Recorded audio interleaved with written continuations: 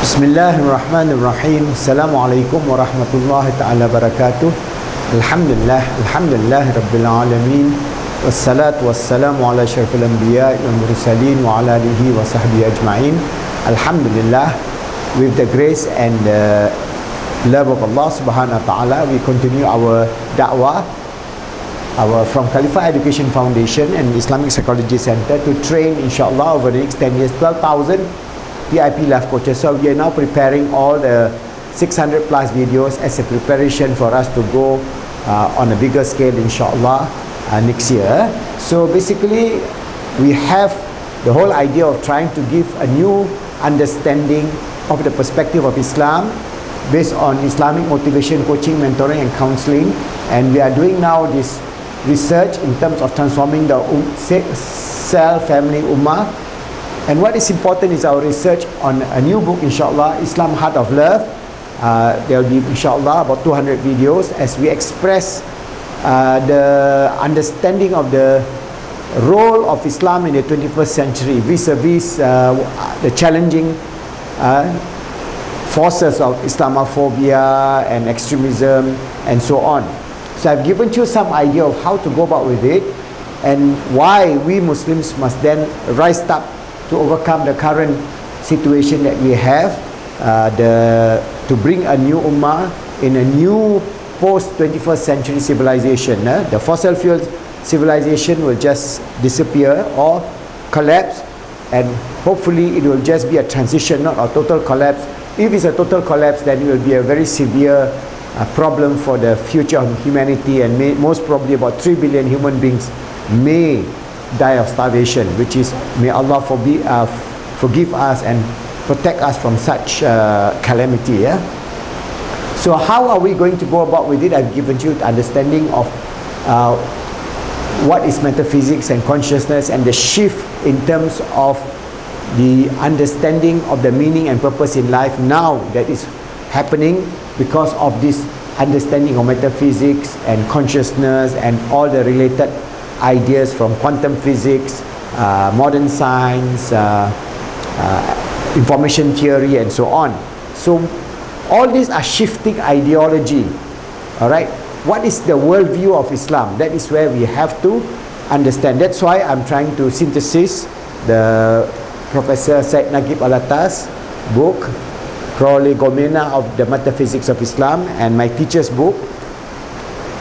This is my teacher's book, The Tenets of Islam, and our book, the book written by myself and Professor Mahdi Jenkins, Positive Islamic Psychology, a transcendent model to achieve peace, happiness and success in the 21st century. So today I'm going to extract some idea from Professor Syed Nagib Alatas on worldview. What is Islamic worldview? Because as we want to proceed further, we must have some guideline insofar as when you talk about Islamic worldview, what is Islamic worldview? Is it a shifting worldview? Is it a permanent worldview? Is it a dogmatic worldview? Is it a extremist worldview? What is the worldview that we have to understand? So I'll just read a little passages here and there from this book, and then I'll explain to you. Bismillahirrahmanirrahim. This is his introduction from his book. Alright, the chapter on introduction. From the perspective of Islam, a worldview is not merely the mind's eye of the physical world and of man's historical, social, political and cultural involvement. That means from the Islamic perspective, it's just not that. Alright? From the Islamic perspective, the worldview of Islam is not based upon philosophy of speculation, formulated mainly from the observation of data, sensible experience. That means it's not data from science or just materialism or quantum physics, whatever it is. It's not just that.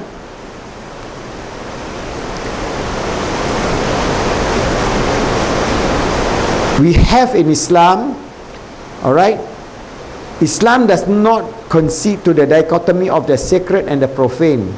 The worldview of Islam encompasses both al-dunya and al-akhirah. So we have this aspect of al-dunya and al-akhirah, and all the worldview of Islam is geared towards understanding of this al-dunya, what is this al-dunya and what is the akhirah.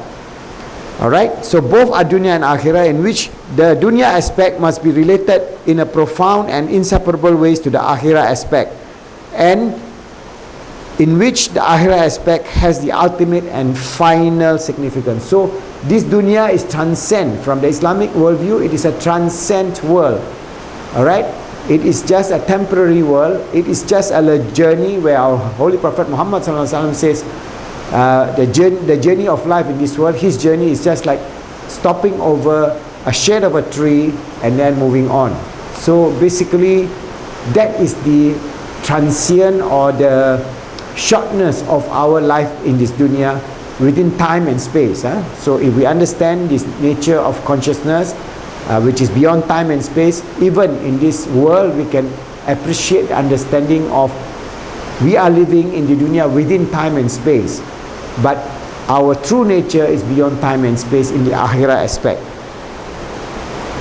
The dunya aspect is seen as a preparation for the akhirah aspect. That means this dunya is to prepare us, a stepping stone towards akhirah. So the whole idea of the worldview of Islam is to prepare ourselves to lead a good life with purpose, meaning, and so on, and all those are in the context of the Al-Quran and the Sunnah, which we are going to go deeper as we go into this book.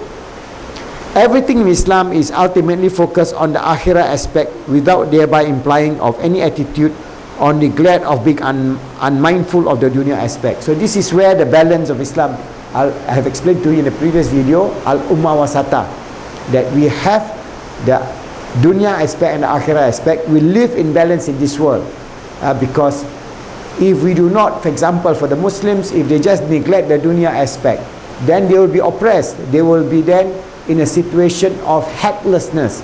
And Allah and the religion of Islam and the way of the Prophet Muhammad ﷺ is not the way of helplessness. The way of Islam and the way of our worldview is that we are hopeful, we are proactive, we are living life to the full. That means having the fullness of life in the sense of a balanced life, and not extreme materialism, but in a way that we can partake all the risk, all the gift of Allah subhanahu wa ta'ala in a balanced manner, so that we can then have a good, useful, joyful life in this world, and a fulfillment of our destiny as the servant of Allah, as his Khalifa on this earth in the akhirah. So that is part of our understanding. What is reality? The worldview of Islam. The worldview of Islam, the reality in Islam is hakikah. So you understand the word hakikah, reality, and the worldview of Islam from the reality of both the dunya aspect and the akhirah aspect. That is the reality. We have both the dunya and the akhirah aspect. The reality is hakikah. A factual occurrence is only one aspect of many hakikah. So we have factual occurrence as we pass through this dunya, whether it is the turmoil as we see in secular materialism that we are facing today, the climate disaster and so on. Those are one aspect, which is a reality from the dunya aspect. Whose one aspect of many of hakikah, whose ambit encompasses all reality. Moreover, a factual occurrence may be an actualization of something false, batil. So in Islam we have this concept of haq and batil. Whereas reality which is actualized from the perspective of something true, that means that the deen of Islam is haq. So if it is from the perspective of what we understand from the principles of Islam, Iman, Ihsan, and from the perspective of the theology and the tenets of Islam, that is haq. What is meant by worldview according to the perspective of Islam is then the vision of reality and truth. So our concept is based on two principles. We have a vision of reality, what is the reality of this dunya, and what is the reality of the akhirah, as we understand higher levels of knowledge, and truth. So these two is very important in Islam, because we manifest this understanding of truth as we live on this earth, based on the guidance of the Quran, the Sunnah, and the way of Islam. So the worldview of, according to the perspective of Islam, is then the vision of reality and truth that appears before our mind's eye revealing what existence is all about. For it is a world of existence in its totality that Islam projecting. So we have this whole totality. Thus the worldview of Islam must mean Ru'ya al-Islam li al-wujud.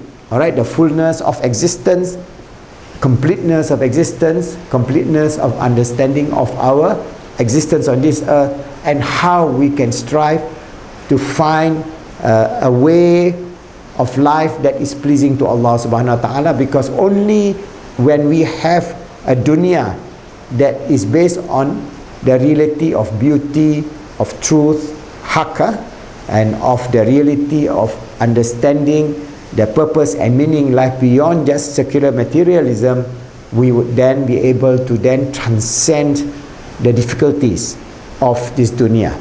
And if we are able to transcend, we are able to fulfill our role, then we would open the gate of understanding through knowledge, through opening, experiential opening of understanding the nature and the future of existence in the realm of the akhirah. So this is a combination in which we must understand. So we have both the dunya aspect and the akhirah aspect, and we must take care first, because we are living in this dunya aspect, because Allah has sent us here to lead a life of purpose and meaning, of proactivity, of trying to strive and make ourselves good. And I have given you in the previous video of the areas in which we can strive to make ourselves relevant, in the sense of we must have, if our view encompasses haq, then we must have understanding of how to motivate ourselves, how we can help others by coaching and mentoring and counseling, so that we will then be a useful human being in this world, both from the perspective of our self, our family, society, globe, and the universe. Alright, so this is the steps or the way forward of understanding the wholesomeness of the worldview of Islam. So inshallah, if you understand the understanding, then we know we have a wonderful journey, a task of being the servant of Allah, His Khalifa on this earth, always striving to make ourselves good, helping others to be good, making the world good, inshallah.